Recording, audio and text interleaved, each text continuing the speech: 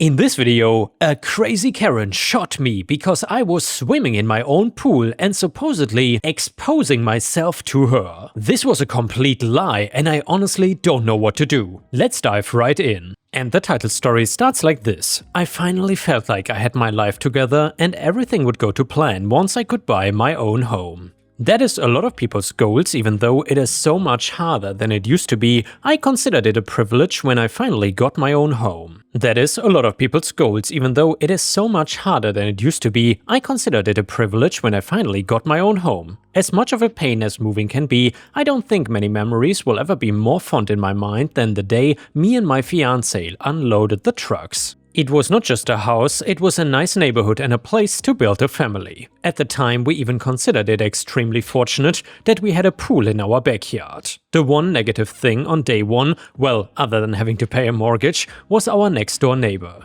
We can call her Karen. One bad neighbor does not make a bad place to live, but it certainly felt unfortunate that this one had to be so nosy and in our face. On the day of the move, she was waiting in our yard before we arrived. After her weak excuse for a welcome, she was being very specific about how much noise we could make, when, and just how patient, gracious and kind she was being to allow us to bring in a moving company that was not approved by the HOA. Let me clarify that there used to be an HOA in this neighborhood, but it got disbanded when too many families questioned the purposes of their dues and found it to be a wasted expense.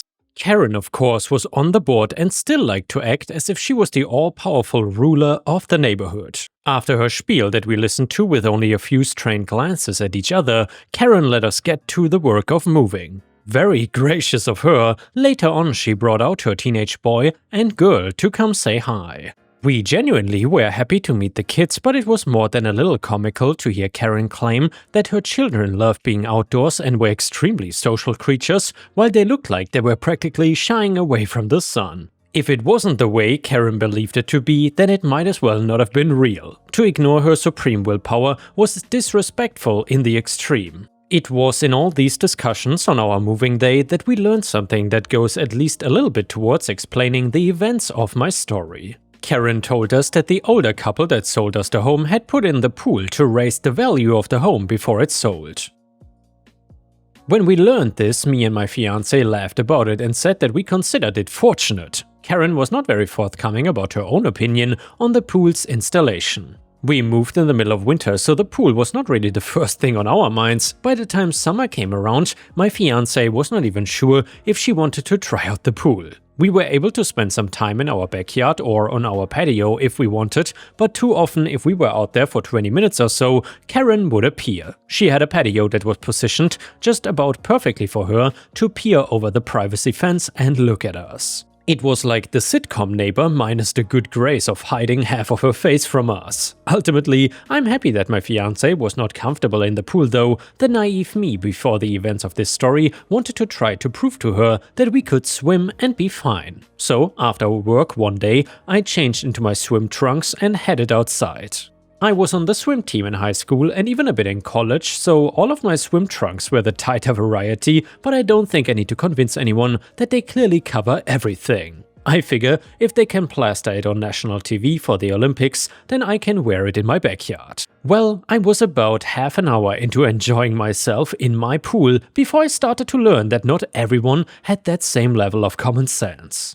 I was distracted from my swimming by Karen yelling at me over the fence. I was used to her butting her way into my business by now, but I was certainly not used to her starting out pissed. I was usually just the first possible excuse to exit a conversation with her before that happened. This time, I would not be that lucky. I stopped what I was doing and focused on what she was saying just in time to hear, "You disgusting pervert! I won't have you harassing my children in this way. I'm trying to have quality family time and I can't because a pervert is exposing himself inside of my backyard." I think she would have kept going if I had not started laughing immediately upon hearing that last bit. I said, "Exposing myself? Karen, what are you talking about?" The indignant look on her face made me want to laugh even more, but it did not take a lot of critical thinking to realize that Karen was actually livid and laughing was just likely to make her more of a headache. I swam to the edge of the pool and pulled myself out to sit on the edge of it. I gestured to my trunks and said, Karen, I'm far from exposing myself here. She scoffed. And I hoped you would be good neighbors. Shows what's wrong with your disgusting generation that you consider that covering yourself up. You've made my children uncomfortable. I don't see your children anywhere, Karen. I think it's safe to assume they are still indoors. Karen replied, They are only indoors because they were so uncomfortable with you swimming. You made my daughter feel sick with that horrible excuse for clothing. I told the smith that a pool would just attract the perverts to the neighborhood. I am more than decent right now, and I know that your kids just wanted whatever excuse they could find to get away from you. I guess I forgot to add that I had grown a bit antagonistic towards Karen ever since my fiancé told me what Karen said about her in some of their arguments. I will call the cops on you, OP. I replied, only way you will convince them that I'm indecently exposing myself is to take off my trunks and drag me to the front yard. You know, you're not even supposed to have a patio looking into my yard. I will admit that the hand gesture I made was not the most mature. I dove back in and started working on my lap, so the most I would be able to hear of her was the drone of her voice. I could dismiss that as the voices in the stands when I would compete. She quieted down for a few minutes and I thought that I was finally free of her BS. Worst case scenario, I would have to explain to some cops why I was swimming in my own backyard, right? Well, that had to be the worst case possible. One thing I did not expect to hear that reminded me of my time as a competitive swimmer was the gunshot that would often start the race. I brought my head above water and immediately was in shock. The water around my leg felt too damn hot. Karen was standing in my yard holding a handgun with both hands. I immediately put my hands up and was begging forgiveness, shouting out that I was sorry over and over again. I cannot remember much of what was going through my brain because of the adrenaline. Her gun was still pointed at me and she was screaming. Luckily, no one else was expecting a swimming race to start, and her screaming helped to indicate that something was going wrong here. The cops were on their way before Karen took a solid breath, and I was able to pull myself out of the pool before I started losing serious amounts of blood. If I had passed out right there and then, I might have not made it long enough to write this post. It turns out Karen and her husband had been arguing, and he had served divorce papers to her a few days before this incident. That does not really do anything to make her behavior less entirely insane, but it explains why she had not shot any other neighbors who had frustrated her before. I ended up taking her to court, and it was not hard to win when Karen's own daughter took the stand and denied any she supposedly had with my swimming. Karen's husband ended up using the trial as a basis to apply for full custody of their 2 kids, and he was granted that. The house was his as well, so we got to keep the good neighbors from the situation, and Karen had to move away once everything was said and done. The moral of my story: respect your neighbors and don't indecently expose yourself to their teenage children in order to avoid being shot in the leg. Or maybe it is that more people need therapy. Also, I forgot to mention, Karen ended up in prison, and I don't think I will see her ugly face back in the neighborhood anytime soon, at least that is what I assume.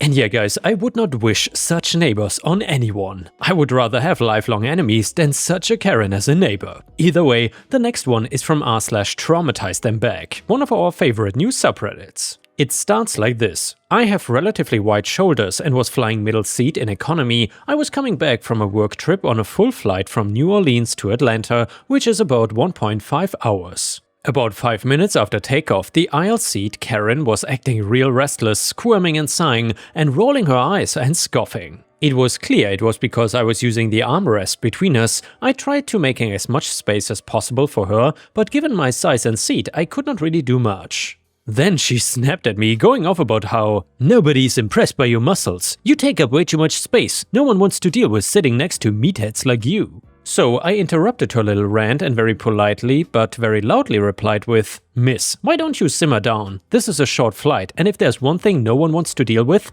it is a crying child on an airplane." Window seat and folks across the aisle burst out laughing. Karen was beet red and seething for the rest of the flight. And the next one is titled, "I got fired from Walmart and I never worked there."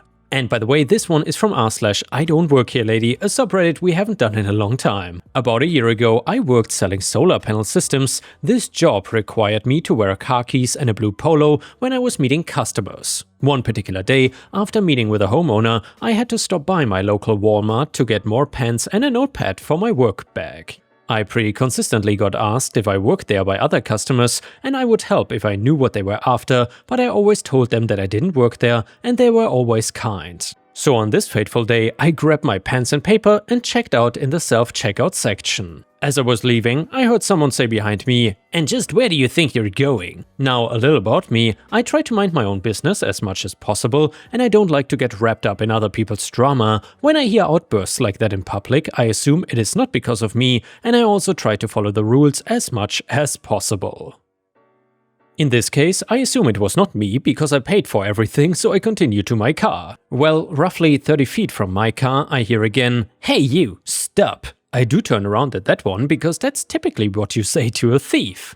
An employee who can only be described as a Karen is marching towards me, 8 different kinds of pissed off. She starts reaming into me about how I am abandoning my shift and that I'm not supposed to get off for another 3 hours. I'm standing there bewildered because I genuinely have no clue what she's talking about, and I try to let her know I don't work there, but she won't let me get a word in. Eventually she says, "Forget it, you're fired." I waited about 5 seconds and told her, "I don't work here. I've never worked here." She stared at me and muttered, "Sorry," and ran back inside. I'm still not sure what happened, but that is my tale of being fired from a job I never worked at. I hope it brought you some joy. And now we got an update to the story that goes like this. The manager in the story apparently has a memory like an elephant, kind of looks like one too, and is still working there today. I went in to pick up a couple things and return one thing for my wife. I'm waiting in the return line and the person in front of me is having some issues with the return, so the employee helping them calls for a manager, and yes, it is the same lady, recognized her immediately, and as it turns out she recognized me kind of. She points at me and tells me I'm not allowed to shop at this Walmart and if I don't leave she will call the police. I asked why I was banned and she said she didn't remember, but she knew I was, so I left. My wife and I have been cackling over this for a couple days and thought you would find it funny as well. Final update to the story. So my family recently moved to a new neighborhood around the corner from the Walmart. After meeting the new neighbors, I find out one worked at this Walmart. I told her the story because I still think it's hilarious, and she let me know that manager, let's name her Gertrude, was arrested and fired.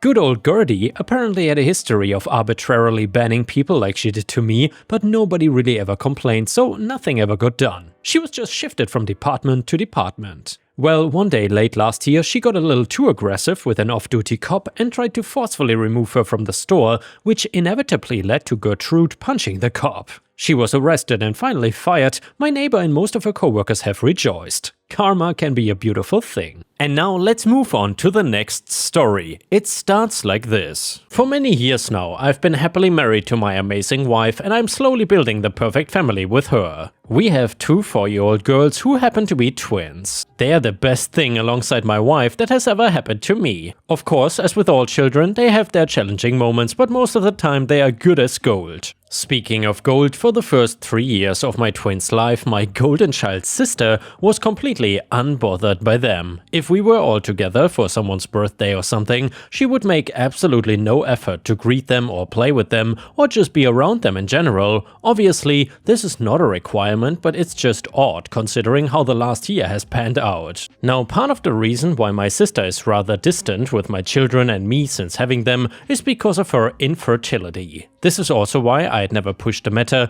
as I assumed it was hard on her to see her brother having children when she herself could not have them. She made numerous bitter and snarky comments over the years regarding this, some very hurtful, and although I do believe she has no right or excuse to say these things, to an extent I can understand. My sister found out from a very early age about this infertility, and since then my parents have treated her like a living deity. She is certainly their golden child and has been since all those years ago. I'm not sure why they suddenly switched up, maybe sympathy? Not a clue. But nonetheless, my childhood has been filled with "Move your certificate off the fridge, your sister painted a photo in school," which later transitioned into "You will have to move out the moment you're 18 to give your sister the bigger room." If anything, those are some of the lighter things they have said, most of the emotionally draining comments coming from my mother more so than anyone. When my children were born, my mother was ecstatic. Don't be fooled though, she didn't once congratulate me or my wife, she just ran into the labor room and demanded to be let hold the children. My wife refused, to which my mother stormed out saying that we were hogging them as if they were some possession. Well, fast forward those 3 years and we are throwing the girls a birthday party. "Hey, thanks for coming," I said to my mom as I hugged her. She smiled at me in a way that ever so slightly unnerved me. "We wouldn't miss this for the world." My sister then enveloped me in her arms and gave me the same too bright smile that told me immediately something was up here. If that was not enough, she then ran over to my girls and hugged them as well, picking them up and spinning them around. "I think it's great what you are doing," my dad stated as he passed, leaving me very confused. "What was that about?" my wife asked. I shook my head, not a clue. During the meal, which was a picnic in our backyard, my mother stood up and tapped on the side of her glass. "I would like to make a toast to my children," she began. "As many of you know, my lovely daughter was not blessed with the ability to bear children, and today we have come up with an incredible solution." Everyone was just staring at her, very confused as to where she was going with this. "Our son has twins, so we decided that one of them will be our daughter's daughter." More silence reigned on other than the cheer from my sister. "What?" I asked with a laugh. "Come on, son, it makes perfect sense if you think about it." My mother rolled her eyes. "How does it make any sense to have my twins grow up apart from each other? They are already so attached." My mother thought for a moment. "That's a good point, but if you would like, you could give both of them to your sister instead of just the one. There would be no giving of any children. They are not possessions, and just no, she's not having my kids. What kind of a conversation even is this?" I laughed, wondering what on earth was happening here. "Oh, stop being so selfish," my mother snapped. "You're just overreacting." "I thought you had already agreed to this," my father added with crossed arms. I shook my head. "No idea where you got that from, but I most certainly have not agreed to such a thing." "One twin will certainly be enough for you. I don't know what all the fuss is about," my mother scoffed. "Sorry, why are you talking about giving away one of our children?" my wife said as she came out from inside, her voice dangerously low. My mother ignored her and carried on talking to me. "Your sister deserves the gift of a child, and if this is how you are acting, maybe you don't deserve a family." I felt like I'd just been slapped or stung by a million bees. "Mother, may I have a word in private with you?" I asked once I realized everyone was just staring at us. My mother walked over to me and together we walked inside. My wife was glaring daggers into my mother's head in a way I'd never seen before. It was impressive. "Mom, what on earth are you doing? This has to be some sort of joke, right?" I asked with another laugh. She rolled her eyes and said, "There's no joke. You know this is the right thing to do considering your sister's infertility." "No, there's no way on any earth that I would agree to this. It's ludicrous. Listen, if you don't stop, I'm going to have to ask you to leave the party. It's a day to celebrate my children." My mother huffed once more before storming out saying, "You're the epitome of selfish." She did stay at the party, but I had a feeling that she was up to something as I kept getting very nasty looks from the others who were attending. I don't know what she was saying, but something which had my sister nodding along and wiping fake tears from her eyes. Over the next few weeks, I received numerous messages on Facebook from our family and friends calling me selfish and that I was a horrible sister. Apparently, I had teased her for our whole childhood about her infertility. Everyone was demanding that I just let my sister have one of my children. It was the way they were all saying have and give like there were some possessions, which made it feel just so much worse. My wife was a wreck because of it. She became very protective of our girls, understandably.